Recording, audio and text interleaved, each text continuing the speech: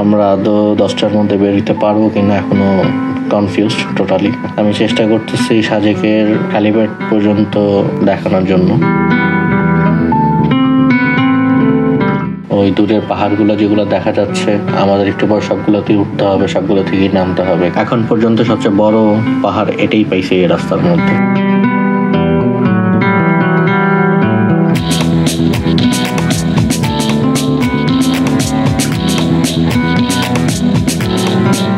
তো আমরা চলতে চলতে এখানে একটা ছোট্ট বাজারের দিকে চলে আসছি।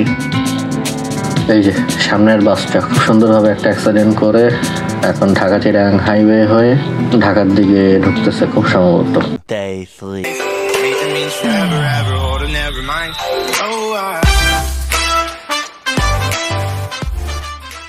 সময় এখন সকাল 6:40।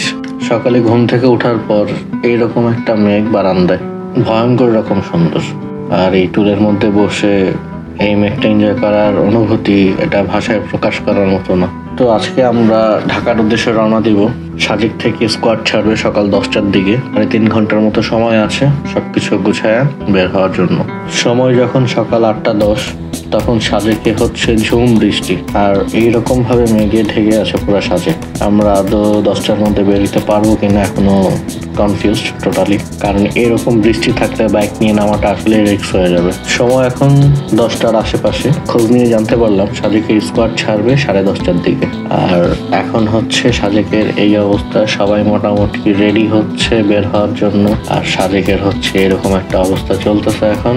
আর একটু আগে তুমুল বৃষ্টি ছিল, এখন আলহামদুলিল্লাহ বৃষ্টি নেই, কিন্তু পুরা সাজেক মেঘ দিয়ে ঢাকা। আমি চেষ্টা করতেছি সাজেকের কালীবাট পর্যন্ত দেখানোর জন্য। সম্পূর্ণ সাজেক এরকম মেঘ দিয়ে ঢাকা, কিছু দেখা যাচ্ছে না। একটু সামনে বরাবর হেডলাইট জ্বালিয়ে চালানো লাগতেছে ভাই। আর ভালো লোকজন আছে, অনেকে চলে যাবে, আর যারা থাকবে তারাও বের হয়েছে সাজেকের ওয়েদার দেখার জন্য। এই জিনিসটাই আসলে সবচেয়ে বেশি ভালো লাগার বিষয়। এত পরিমাণ মেঘ দেখতে পারলাম সাজেকে এসে, যেটা আসলে আসার সময় চিন্তা করিনি যে এত পরিমাণ মেঘ দেখতে পারবো। সবকিছু মেলায় এই পর্যন্ত এই ট্রিপটা ছিল অসাধারণ। আমরা চেষ্টা করতেছি সাজেকের কালীবাট পর্যন্ত ভিডিওটা দেখানো, তো সাথেই থাকুন।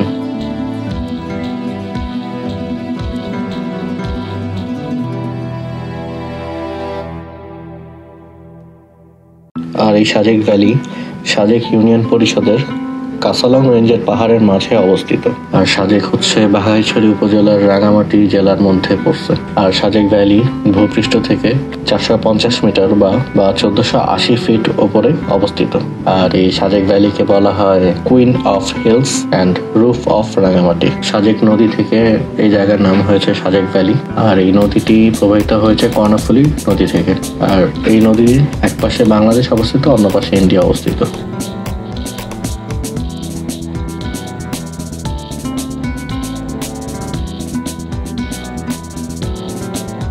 তো এই যে আমরা হেলিপ্যাড পর্যন্ত চলে আসছি। ডান দিক দিয়ে রাস্তা দিয়ে হেলিপ্যাডে উঠতে হয়। আর এই বামে হচ্ছে সেই ফুড স্টলগুলো যেগুলো সাজেকে বিকাল দিকে বসে। আর গতকাল রাতে প্রচন্ড বৃষ্টি ছিল, যার জন্য সবগুলো স্টল বসেনি। আর যেগুলো বসছিল খুব অল্প সময়ের মধ্যেই এগুলা উঠায় নেওয়া হয়েছে। স্কোয়াড ছাড়ার জন্য প্রস্তুত সবাই। সর্বপ্রথম আমরা যারা বাইকে আসছি তাদেরকে ইশারা দিল যাওয়ার জন্য, তো আমরা রওনা করলাম।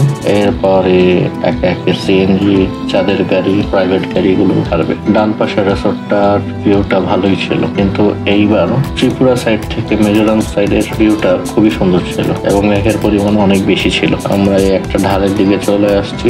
ঢালগুলা খুবই বিপজ্জনক বলতে গেলে, ক্যামেরা অতটা বোঝা যায় না ঢালটা কতটুকু বিপজ্জনক বা কতটুকু ঢালু, কিন্তু খুবই ঢাল এটা। একটু অসতর্ক হলে যে কোনো সময় একটা অঘটন ঘটতে পারে। আর বাম পাশে অনেকগুলো কলা গাছ, এই ঢালটা একটু বিপজ্জনক বেশি আগেরটা থেকে। বৃষ্টি হওয়ার জন্য মাটিগুলো রাস্তা দিয়ে চলে আসছে, যেটা আরো বেশি বিপজ্জনক বাইকের জন্য, কারণ এতে ব্যালেন্স হারানোটা খুব বেশি পসিবিলিটি থাকে আর স্লিপ করার একটা খুব সুন্দর চান্স থাকে এখানে। তবে ভিউটা মাশাআল্লাহ। এই ব্যাগটা অত বেশি কঠিন না, তবে এখান থেকে একবারে নিচের দিকে নেমে গেছে।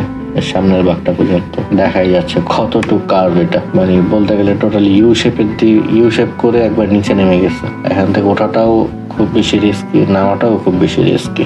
কোনো সমতল জায়গা নেই, জাস্ট নামতেছি আমরা। তবে নামতে যে ভিউটা বেশি সুন্দর লাগতেছে ওঠার সময় থেকে, কারণ ওঠার সময় এত বড় ভিউ পাওয়া যায় না যেটা নামার সময় পাওয়া যায়। পাহাড়িদের এই বাড়িগুলো দেখতে খুবই সুন্দর, আর এখানে ভিউটা তো পুরো অসাধারণ। ওই দূরের পাহাড়গুলো যেগুলো দেখা যাচ্ছে, আমাদের একটু পর সবগুলোতেই উঠতে হবে, সবগুলো থেকেই নামতে হবে, কারণ পুরোটা রাস্তা এরকম পাহাড়ি। এবং যে কটা পাহাড় আসার সময় চোখে পড়ছিল সবগুলো পার হয়েই সাজেকে আসতে হচ্ছে। তো যাওয়ার সময় ভাবছো যে কটা পাহাড় দেখতে পাবো সবগুলোতে উঠতে হবে এবং নামতে হবে সবগুলো থেকে। ঢালের মধ্যে যখন রাস্তাটা কার্ভ হয়ে যায় তখন এটা একটু বেশি বিপজ্জনক লাগে আমার কাছে। তবে ভিউটা সেই মাশাআল্লাহ। এই যে কার্ভটা টোটালি ইউটার্ন নিয়ে তারপরে আবার চলতে হয়, আর বৃষ্টি হতে পাহাড়ের সব কাদামাটি গুলো রাস্তার দিকে চলে আসছে। এটা বাইক স্লিপ করানোর জন্য এতটুকুই যথেষ্ট। তো খুবই সাবধানে আগাইতে হবে। পাহাড়ের সাইড দিয়ে রাস্তা করা, এক পাশে পাহাড় আরেক পাশে হচ্ছে ঢাল পুরো। তবে ঢাল দিয়ে অনেক সুন্দর একটা ভিউ দেখা যাচ্ছে। ওই দূরে একটা পাহাড়িদের কিছু একটা আছে, লাল একটা বিল্ডিং এর মতো দেখা যাচ্ছে। আমরা সাজেকের এই 3 রাস্তার মোড়ে চলে আসছি। এখান থেকে ডান দিক দিয়ে হচ্ছে খাগড়াছড়ির দিকে যেতে হবে। তো এই ছিল সাজেকের সবচেয়ে বিপজ্জনক কিছু রাস্তা। আর এইটুকু পুরোটাই আসার সময় আমরা রেকর্ড করে নিয়ে আসছি এবং অলরেডি সেটা আপলোড করে দেওয়া হয়েছে। আপনারা যদি দেখতে চান তবে আমি আই বাটনে দিয়ে দিচ্ছি, সেখান থেকে দেখতে পারেন, অথবা ডেসক্রিপশনে ওই ভিডিওটার লিংক দেওয়া আছে, আপনারা চাইলে দেখে আসতে পারেন। তো এখানে আর ভিডিওটা বড় করব না, একবারে আমরা খাগড়াছড়ি যে ইচ্ছা আছে আজকে যাওয়ার সময় আমরা সিন্দুকছড়ি হয়ে বের হব। তো একবারে খাগড়াছড়ি থেকে দেখা হচ্ছে। After a long time welcome back again. দূরে যে পাহাড়গুলো দেখা যাচ্ছে তার আগেই হচ্ছে আমাদের খাগড়াছড়ি সিটি পড়বে, আর সিটি পার করে খুব সম্ভবত ওই পাহাড়গুলোর দিকে আমাদের এগিয়ে যেতে হবে, কারণ সিন্দুকছড়ির রাস্তাটা খুব সম্ভবত ওই দিকেই পড়বে। এখন আমরা লাঞ্চ কমপ্লিট করলাম খাগড়াছড়ি সিটিতে, দেন রওনা করলাম। দেন খাগড়াছড়ি গেট পার হয়ে আমরা সেই পাহাড়গুলোর দিকে এগিয়ে যাচ্ছি। আশা করি সেই পাহাড়গুলোর মধ্যেই হয়তো সিন্দুকছড়ির রাস্তাটা হবে। এর আগে আমি কখনো ওইদিকে যাইনি, this is the very first time. তো আমরা খাগড়াছড়ি থেকে যে রাস্তাটা দিয়ে সিন্দুকছড়ির দিকে যাচ্ছি, এই রাস্তাটা দিয়ে সোজা হচ্ছে রাঙামাটি বের হওয়া যায়। এটা খাগড়াছড়ি থেকে ঠাকুরছড়া হয়ে তারপর মাইসছড়ি দিয়ে মহালছড়ি দিয়ে সোজা হচ্ছে রাঙামাটি। আর মহালছড়ি থেকে যে রাস্তাটা ডান দিকে যাবে সেটা হচ্ছে সিন্দুকছড়ির রাস্তা। রাস্তাটা খুবই সংকীর্ণ একটা রাস্তা, তুলনামূলক গাড়িও খুব কম চলে, মাঝে মাঝে কিছু দোকানপাট দেখা যাচ্ছে এবং স্থানীয়দের বাসাবাড়ি দেখা যাচ্ছে। খুবই ছায়ানিবিড় একটা রাস্তা, চারপাশে খুবই গাছপালা। তো ভিউটা জাস্ট অসাধারণ একটা ভিউ এখানে। আর রাস্তাটা সাজেকের মতো অতটা পাহাড়ি না, কিন্তু মোটামুটি ভালোই উঁচু নিচু এবং ছোট ছোট টিলা আছে পাশে দেখা যাচ্ছে। আবার কিছু কিছু জায়গায় কিছু সমতল জায়গাও দেখা যাচ্ছে, আর ছোট ছোট কিছু দোকান রাস্তা যাওয়ার পথে পড়ে। মোটামুটি ভালো ডিস্টেন্সেই বাজারগুলো পড়তেছে। রাস্তাটাও খুবই সুন্দর, অতটা ভাঙাচোরা নাই, রোডটাও অত বেশি জার্কিং না। তো সব মিলে রাস্তাটা খুবই অমায়িক। তো সব মিলে রাইডের জন্য খুবই সুন্দর একটা রাস্তা, অনেক কমফোর্টেবলি রাইড করা যায়। এখন পর্যন্ত সবচেয়ে বড় পাহাড় এটাই পাইছে এই রাস্তার মধ্যে। বাকিগুলো টিলার মতো দেখতে, এটাও খুব একটা বেশি যে বড় সেরকম না, কিন্তু তারপরে এখন পর্যন্ত এখান থেকে চলার পথে যে কটা পাহাড় বা টিলা দেখছি তার মধ্যে এই পাশেটাই সবচেয়ে বড় পাইছি। জায়গাটা খুবই সুন্দর, আর রোডটাও খুবই শুনশান নীরব একটা রোড, অত বেশি গাড়ি চাপ নেই। কিছু সিএনজি চলতেছে আর কিছু অটো রিক্সা চলে। তো আমরা অলরেডি মহালছড়ির কাছাকাছি চলে আসছি। একটু সামনেই হয়তো আমাদের সেই কাঙ্ক্ষিত সিন্দুকছড়ির রাস্তাটা পেয়ে যাব। একবার সিন্দুকছড়ি যেয়ে দেন আবার আসতেছে। তো আমরা অলরেডি সিন্দুকছড়ির রাস্তায় উঠে পড়েছি মহালছড়ি হতে। এখনো কমপ্লিট ভিউটা এখনো আসেনি, আর একটু সামনে হয়তো। তো এদিক দিয়ে আমরা সোজা জালিয়াপাড়া দিয়ে বের হব। আমার ইচ্ছা ছিল সাজেকে যাওয়ার সময় সিন্দুকছড়ির রাস্তাটা হয়ে তারপর সাজেক যাব, কিন্তু আপনারা অলরেডি জানেন যাওয়ার সময় আমরা অলরেডি লেট করে ফেলছি অনেক, যার কারণে আর সিন্দুকছড়িতে যাওয়ার সময় আসতে পারিনি। তাই এখন সাজেক থেকে বাড়ি ফেরার পথে আমরা চিন্তা ভাবনা করলাম যে সিন্দুকছড়িটা হয়েই যায়, কারণ যেহেতু এটা যাওয়ার পথে চাইলে দিক দিয়ে মুভ করা যাবে, তো এটাকে বাদ রাখার কোনো মানেই হয় না। আর এত সুন্দর একটা রাস্তা করা হয়েছে পাহাড়ের মাঝখান দিয়ে, তো এই রাস্তাটার রাইড এনজয় করার জন্য নিজেকে আর দমিয়ে রাখতে পারলাম না, তাই চলে আসলাম। অ্যাকচুয়ালি রাস্তাটা খুবই সুন্দর, এখন পর্যন্ত যতটুকু আমরা পাইছি সম্পূর্ণ রাস্তাটাই অনেক সুন্দর। পাহাড় কেটে কেটে এই রাস্তাটা করা হয়েছে, বাংলাদেশ আর্মিরা এই রাস্তাটা করেছে। আর এই রাস্তাটা উন্মুক্ত করা হয়েছে বেশি দিন হয়নি, অল্প কিছু দিন হয়েছে। অনেকে আছে বাইক নিয়ে এখানে এসে কর্নারিং এর ফিল নেয়, হাই স্পিডিং করে কর্নারিং এর মজা নেয়। তবে কর্নারিং করার চাইতে রাস্তাটা স্লোলি চালায় এনজয় করাটা অনেক বেশি হয়তো কমফোর্টেবল। এই জায়গা থেকে পাহাড়গুলো দেখতে সেই লাগতেছে। আর এটা অনেকটা সাজেকের মতোই। সাজেকে যেমন চলন্ত অবস্থায় সামনে কোনো পাহাড় দেখলে দেখা যাচ্ছে যে একটু পরে আমরাও সেই পাহাড়ে ওঠা লাগতেছে, এই জায়গাটা অনেকটা সেই রকম। যে কটা পাহাড়ি সামনে পড়তেছে দেখতে ভালো লাগতেছে এবং চলতে চলতে আমরা সেই পাহাড়ের মধ্যে উঠে যাচ্ছি। সিন্দুকছড়ির এই জায়গাটা এখন পর্যন্ত যতটুকু মনে হচ্ছে যে জোস একটা জায়গা। আমি খুবই স্লোলি রাইড করতেছি, আশপাশ দেখার চেষ্টা করতেছি, কিন্তু রাস্তাটা খুবই শুনশান, তাই আর দাঁড়াচ্ছি না কোথাও। তো স্লোলি রাইড করতে করতে যতটুকু এনজয় করা যায় অতটুকু এনজয় করে আমরা জালিয়াপাড়ার দিকে যাচ্ছি। আবার ঢাকার দিকে আজকে ব্যাক করতে হবে আমাদের। তা বিভিন্ন জায়গায় দাঁড়িয়ে সময় নষ্টটা সেভাবে করতেছি না, স্লোলি একটা রাইড দিয়ে জাস্ট রাস্তাটা এনজয় করার চেষ্টা করতেছি। আর এখন মোটামুটি রোদের প্রখরতা অনেক বেশি, তাই ভালো গরমও লাগতেছে, কিন্তু রানিং এর জন্য গরমটা সেভাবে লাগতেছে না।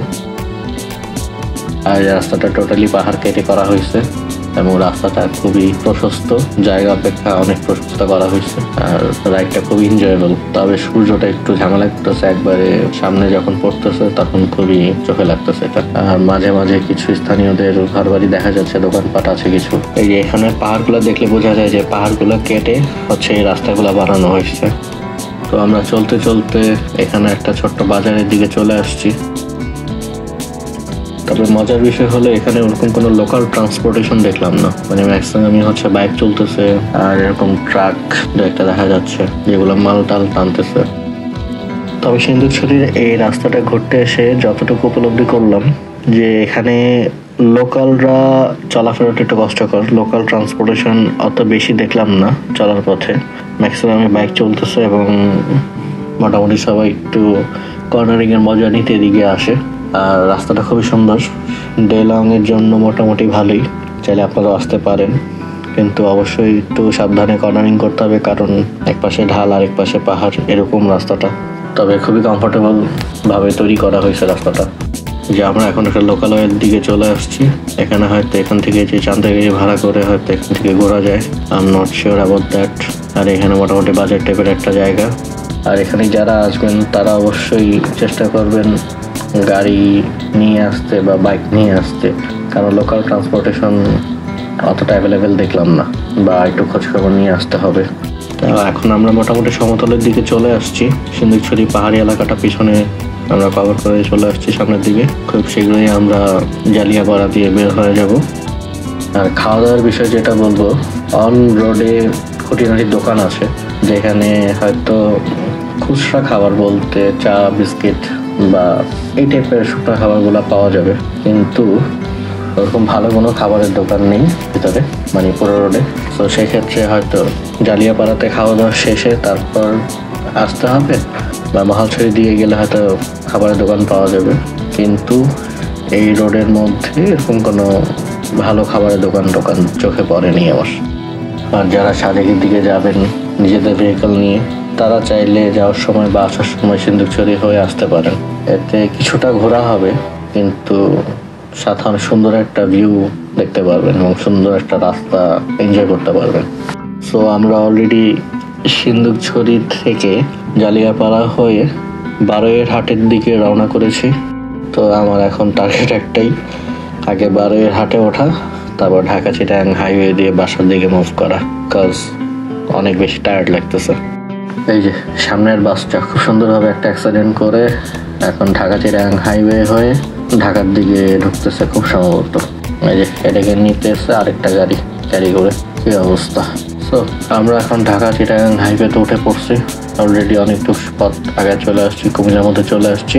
তো এখন আর বেশি একটা ব্রেক নিব না, একবারে ঢাকার দিকে ঢুকতে হবে, কারণ মোটামুটি পৌঁছাতে অনেক লেট হয়ে যাবে।